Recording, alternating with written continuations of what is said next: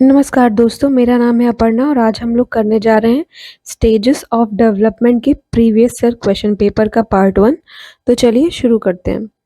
तो इसमें पहला क्वेश्चन है कि मानव विकास का प्रारंभ होता है। ऑप्शन है पूर्व बाल्यावस्था से, गर्भावस्था से, शैशवावस्था से या उत्तर बाल्यावस्था से। तो मैंने आपको पढ़ाया था कि मानव विकास का प्रारंभ उसके माँ के गर्भ में आने से ही शुरू हो जाता है, यानी इसमें ऑप्शन नंबर 1 सही है। तो चलिए अब चलते हैं अपने अगले क्वेश्चन की ओर, जो कह रहा है शैशवावस्था मानव विकास की प्रमुख अवस्था है। प्रथम, द्वितीय, तृतीय या चतुर्थ।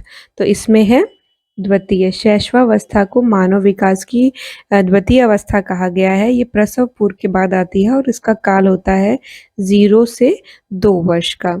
चलिए चलते हैं अपने अगले क्वेश्चन की तरफ, जो कह रहा है शैशव काल की अवधि है जन्म से 1 वर्ष, जन्म से 2 वर्ष, जन्म से 3 वर्ष या जन्म से 4 वर्ष। तो मैंने अभी आपको बताया है कि इसकी अवधि है जन्म से लेकर 2 वर्ष तक की। अब चलते हैं क्वेश्चन नंबर 4 पे, जो पूछ रहा है कि शैशवावस्था में बच्चों के क्रियाकलाप डैश होते हैं और इसमें ऑप्शन है संज्ञानात्मक, संवेगात्मक, संरक्षित या मूल प्रवृत्ति पर आधारित। तो शैशवावस्था में जो बच्चों के कार्यकलाप हो रहे हैं वो मूल प्रवृत्तियों पर आधारित हैं। किस प्रकार कि अगर उन्हें भूख लगी है तो वो रोने लग जाते हैं, उन्हें पता नहीं चलता है, और नींद आएगी तो चिड़चिड़ाने लगेंगे। इस तरह उनका जो व्यवहार है वो मूल प्रवृत्तियों पर ही आधारित होता है। अब अगला सवाल है कि शैशवावस्था की प्रमुख विशेषता है शारीरिक विकास में तीव्रता, मानसिक विकास में तीव्रता, मूल प्रवृत्ति पर आधारित व्यवहार या सीखने की प्रक्रिया में तीव्रता। तो इसमें आपका ऑप्शन है सी सही। अभी अभी बताया मैंने, शैशवावस्था में जो है बच्चे पर मूल प्रवृत्ति पर आधारित व्यवहार ही वो करता है। अगला क्वेश्चन है कि शैशवावस्था की मुख्य विशेषता क्या नहीं है। सीखने की प्रक्रिया में तीव्रता, जिज्ञासा की प्रवृत्ति, अनुकरण द्वारा सीखने की प्रवृत्ति। तो देखिए ये दोनों ही सही हैं और तीसरा भी सही है। चौथा है चिंतन की प्रक्रिया, तो ये गलत है। शैशवावस्था में बच्चे में चिंतन की प्रक्रिया नहीं पाई। निम्नलिखित अवधि में से इसमें किस में शारीरिक वृद्धि एवं विकास तीव्र गति से घटित होता है। तो पहला है शैशवावस्था एवं प्रारंभिक बाल्यावस्था, बी प्रारंभिक बाल्यावस्था एवं मध्य बाल्यावस्था या सी किशोरावस्था एवं मध्य बाल्यावस्था।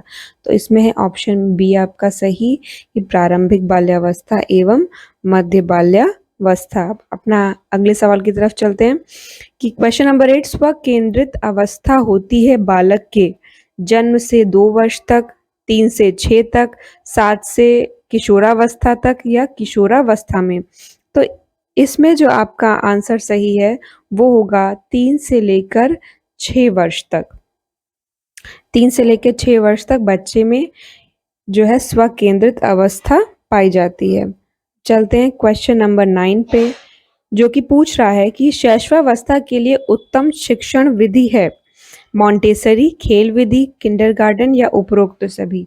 तो इसमें सही होगा उपरोक्त सभी, क्योंकि इन सभी विधियों से बच्चों को पढ़ाया और सिखाया जाता है। क्वेश्चन नंबर 9 पूछ रहा है, क्वेश्चन नंबर 10 कह रहा है कि बाल्यावस्था की अवधारणा से क्या अभिप्राय है। ऑप्शन ए समकालीन सामाजिक संरचनावादी मनोवैज्ञानिकों के अनुसार यह एक सामाजिक संरचना है। दूसरा है या कि बच्चे दुष्ट रूप में पैदा होते हैं और उन्हें यहाँ होगा सभ्य, यहाँ लिखा जाएगा और उन्हें सभ्य बनाना होता है। या ऑप्शन नंबर सी यह कि बच्चे शून्य से शुरुआत करते हैं, गुण पूरी तरह से परिवेश के द्वारा निर्धारित किए जाते हैं। या नंबर डी या विभिन्न सांस्कृतिक संदर्भ में सार्वभौम रूप से समान है। तो इसमें आपका सही होगा ऑप्शन नंबर ए कि बाल्यावधि की अवधारणा से मतलब यह है कि यह एक सामाजिक संरचना है। अब क्वेश्चन नंबर 11, नर्सरी कक्षा में शुरुआत करने के लिए कौन सी विषय वस्तु सबसे अच्छी है। मेरा पड़ोस, मेरा विद्यालय, मेरा परिवार या मेरा प्रिय मित्र। तो यह आपने पढ़ा था कि शैशवावस्था में या अर्ली चाइल्डहुड में बच्चे का जो असर है या वो जहाँ से जा रहा है उसका सोशलाइज़ेशन हो रहा है, उसकी फैमिली से ही हो रहा है। इसलिए नर्सरी कक्षा में शुरुआत करने के लिए सबसे अच्छी विषय वस्तु जो हो सकती है वो है मेरा परिवार। निम्नलिखित में से मध्य बाल्यावस्था की अवधि का मुख्य प्रमाण चिन्ह कौन-सा है? प्रतीकात्मक खेल का उभरना, तर्कसंगत विचारों का विकास जो कि प्राकृतिक रूप से मूर्त हैं, पेशीय कौशल और समग्र शारीरिक बुद्धि का तेजी से विकास या डी वैज्ञानिक तर्क और अमूर्त रूप से सोचने की क्षमता का विकास। तो मध्य बाल्यावस्था में बच्चों की तर्कसंगत विचारों का जो है वो विकास होता है। क्वेश्चन नंबर 13 निम्नलिखित में से कौन-सा उत्तर बाल्यावस्था का लक्षण है? ज़िद या हठ होना बच्चों में, समय की संकल्पना, सामाजिक संकल्पना या वीर पूजा? तो इसमें ऑप्शन नंबर ए सही है। उत्तर बाल्यावस्था में बच्चों में ज़िद या हठ पाया जाता है। क्वेश्चन नंबर 14 निम्नलिखित में से कौन-सी मध्य बाल्यावस्था की विशेषता है? अमूर्त रूप से सोचने तथा वैज्ञानिक तर्क का प्रयोग करने की योग्यता विकसित होती है। बच्चे तार्किक एवं मूर्त रूप से सोचना प्रारंभ कर देते हैं।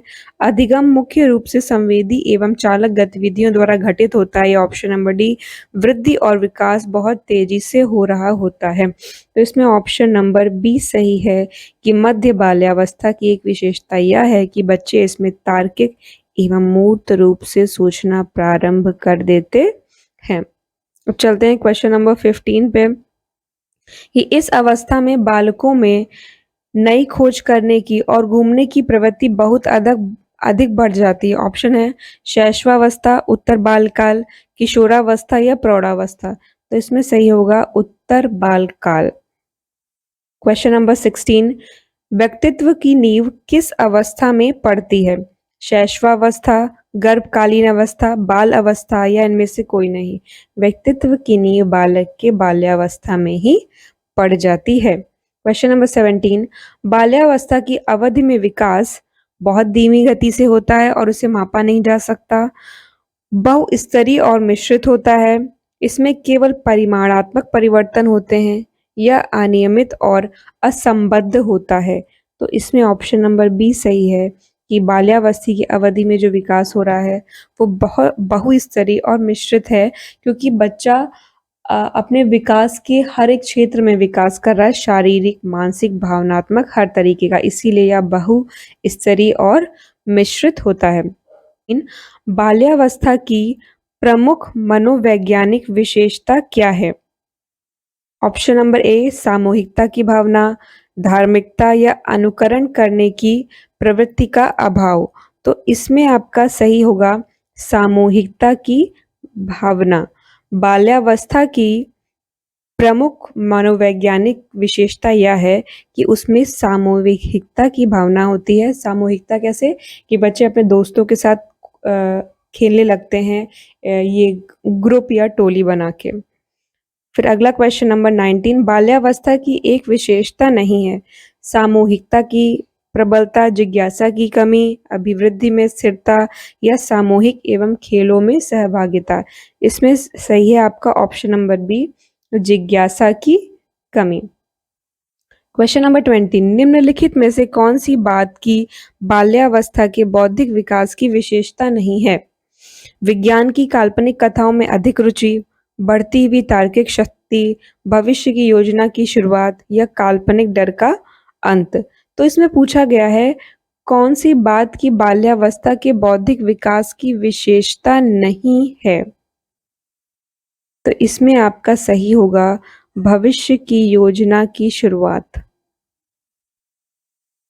क्वेश्चन नंबर 21 मध्य बाल्यावस्था में भाषा के डैश के बजाय डैश अधिक है। तो पहला ऑप्शन है अहम केंद्रित या सामाजिकृत, दूसरा सामाजिकृत या अहम केंद्र, सी जीववादी सामाजिकृत या डी परिपक्व अपरिपक्व। तो इसमें आपका सही होगा सामाजिकृत एवं अहम केंद्र। तो मध्य बाल्यावस्था में सामाजिकृत के बजाय अहम केंद्र अधिक है। क्वेश्चन नंबर 22 शर्म तथा गर्व जैसी भावना किस अवस्था में होती हैं? क्वेश्चन पूछ रहा है कि शर्म और गर्व जैसी भावना जो है वो किस अवस्था में पाई जाती है? ऑप्शन नंबर ए शैशवावस्था, नहीं। ऑप्शन नंबर सी किशोरावस्था, प्रौढ़ावस्था या ऑप्शन नंबर बी बाल्यावस्था।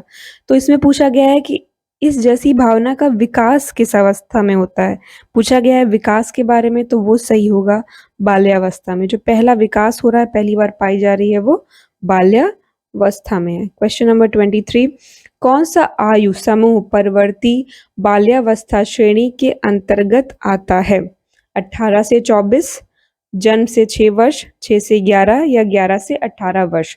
तो इसमें आपका सही होगा ऑप्शन नंबर सी, 6 से 11। 4 तनाव और क्रोध की अवस्था है, शैशवावस्था, किशोरावस्था, बाल्यावस्था या वृद्धावस्था। तो ये मैंने आपको पढ़ाया था कि किशोरावस्था को तनाव, उलझन और संघर्ष की अवस्था कहा जाता है। 25th क्वेश्चन है, विद्रोह की भावना की प्रवृत्ति किस अवस्था से संबंधित है? बाल्यावस्था से, शैशवावस्था से, पूर्व किशोरावस्था या मध्य किशोरावस्था। तो इसमें ऑप्शन नंबर सी सही होगा, पूर्व किशोरावस्था। क्वेश्चन नंबर 26, हॉल का सिद्धांत निम्नलिखित में से किसकी व्याख्या करता है? बुद्धि की प्रकृति, अधिगम में अभिप्रेरणा की भूमिका, मूल्यों का विकास या किशोरों का मनोविज्ञान। तो इसमें सही होगा ऑप्शन नंबर डी, किशोरों का मनोविज्ञान। हॉल का सिद्धांत जो रिलेटेड है वो है किशोरों के मनोविज्ञान से। क्वेश्चन नंबर 27, 14 वर्षीय गुड्डन अपने आप में पृथक स्वनियंत्रित व्यक्ति की भावना को विकसित करने का प्रयास कर रही है। इसमें एक लड़की जो 14 साल की है उसके बारे में पूछा जा रहा है कि वो अपने आप को पृथक अलग करके स्वनियंत्रित भावना की जो व्यक्ति की ओर है उस ओर विकसित करने का प्रयास कर रही है। वो क्या विकसित कर रही है? नियमों के प्रति घृणा, स्वायत्तता, परिपक्वता या अल्हड़पन। तो इसमें सही होगा स्वायत्तता। क्या कहा जा रहा है? अपने आप में पृथक स्वनियंत्रित व्यक्ति की भावना। तो इसमें क्या सही होगा? स्वायत्तता। क्वेश्चन नंबर 28, किशोर डैश का अनुभव कर सकते हैं? जीवन के बारे में तृप्ति के भाव, दुश्चिंतता, स्वयं से सरोकार, सी बचपन में किए गए अपराधों के प्रति डर के भाव या आत्मसिद्धि के भाव। क्वेश्चन नंबर 8 में आपका ऑप्शन नंबर बी सही होगा, किशोर दुश्चिंतता और स्वयं से सरोकार का अनुभव कर सकते हैं। किशोरों के बारे में पूछा गया है, यानी जो बच्चे एडोलसेंस की एज में जा रहे हैं। क्वेश्चन नंबर 29, विकास के किस काल को अत्यधिक दबाव और तनाव का काल कहा गया है? तो ये आप सभी को पढ़ाया गया है अभी रिसेंट की क्लास में।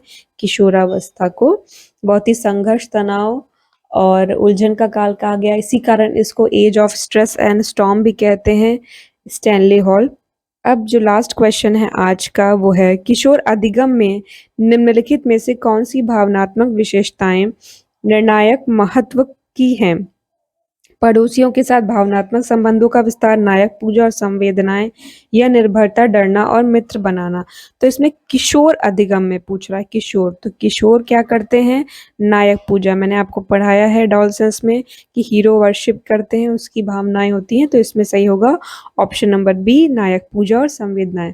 तो स्टेजेस ऑफ डेवलपमेंट यानी विकास की अवस्थाओं का जो प्रीवियस ईयर क्वेश्चन का पार्ट 1 है आज कंप्लीट होता है। फिर मिलते हैं आपको इसके प्रीवियस ईयर क्वेश्चन के पार्ट 2 में। तब तक आप सबको बेस्ट विशेस, आप अच्छे से पढ़ते रहें। नमस्कार।